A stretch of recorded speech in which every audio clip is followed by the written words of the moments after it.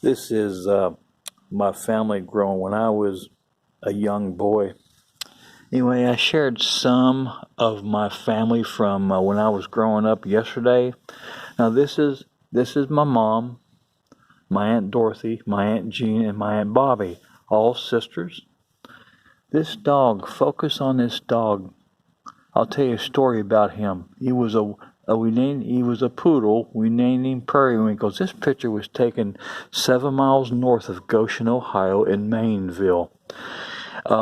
If you go to the red caution light in Maineville, and you back up, you just before the White House, you'll see a yellow house that sits back in there. That's where this was taken, in the kitchen.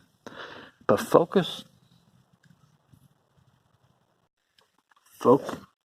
on that dog, Periwinkle. Look at him real good. Now, we got him. We had him for about a year. And we lived in Loveland then. This is right around 1975. I was about 12 years old. Anyway, for about a month, we kept him outside. And he was such a wonderful dog, he never left the perimeter of our yard. And we lived close to the road. He never left. You know, some library staff was telling me, well, maybe he heard a gunshot and went missing. No, he was that good a dog. The only reason why we brought him in, after about a month, he did not leave the perimeter. He was a wonderful dog. Dad decided, well, we better bring him in. We better not press our luck, but if he does his business, if he craps in the house, he's staying out. So we tested him. We brought him in. Here's how wonderful a dog he was. He would bark when he wanted out to go to the restroom or doggy business. We would open the door, let him out, and when he was finished, he would bark and come back in, let him back in. Well, my grandparents lived over in northern Kentucky, Verona, Kentucky. Interstate 71 is about 300 feet behind in the backyard. We spent the night in our bedrooms. My mom and dad kept the window open so we could hear him barking. And we, just for extra insurance, we set some food, a little bit of milk, because he liked milk, and water. Dad was afraid to tie him up because of him not used to being tied up, maybe him choking. So we didn't tie him up. We didn't have to. At the house, he never left the perimeter of our yard. Wonderful dog. We never did catch him out running. Nothing like that. And we heard him barking 2 or 3 hours. I remember waking up like 1 o'clock in the morning and he was still there. First of all, I'm sorry, I need to shave my neck. Sorry about that. I like my neck clean shaven too. I know it looks horrible. Anyway, back to him. Sunday morning. Make sure I'm still recording. Sunday morning come. He was nowhere to be found. I'm a 12-year-old boy crying my eyes out. You're saying, what? Maybe he got on the interstate. Maybe you're contradicting what I'm saying. He did not leave the perimeter. We had him a whole year. When we get into a lot of dogs, you have to yell at them. If we go somewhere in the car, hey, get back here. He was like a human. We'd go somewhere. We get in the car. He would mind you to the T. One wonderful dog. But when we discovered him missing, we spent all day Sunday. We spent 10 hours looking for him. We combed the interstate. We went down to the interstate. Ditches. We looked on the interstate.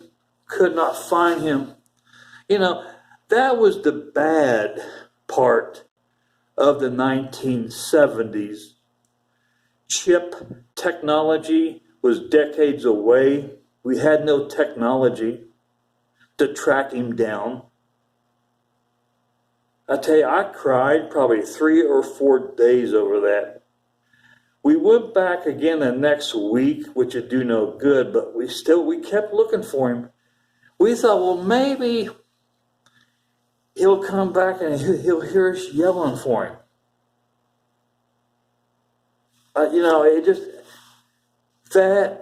It's been 45 years a mystery.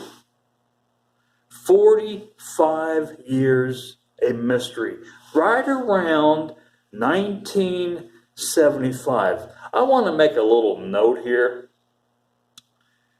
If you're a friend of mine and you're younger than me, I don't always talk about the times before you was born. In other words, let's say I had a girlfriend that was a lot younger than me.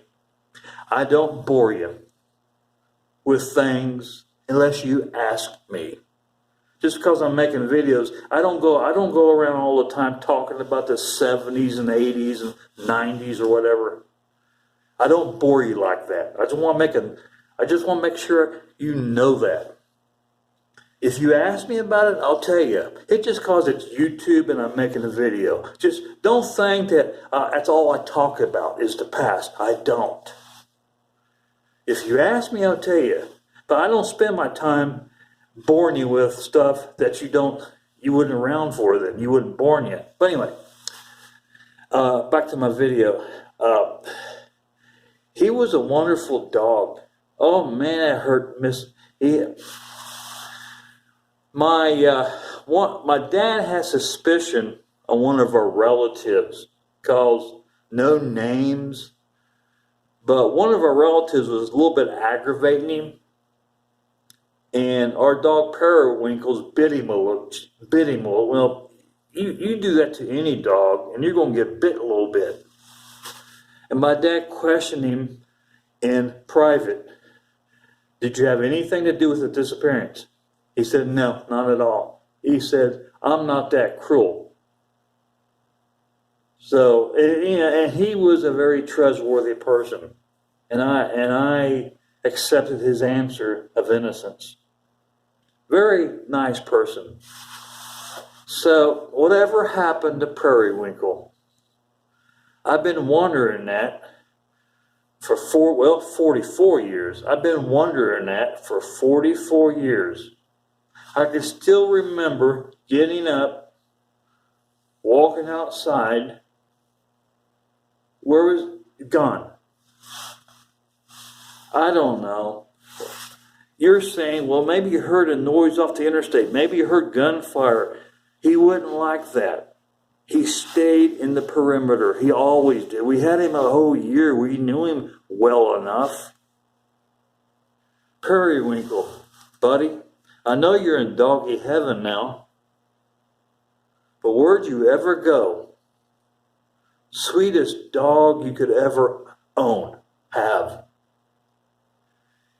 He's been gone. He's been missing now for 45 years. Rest in peace, buddy. Rest in peace.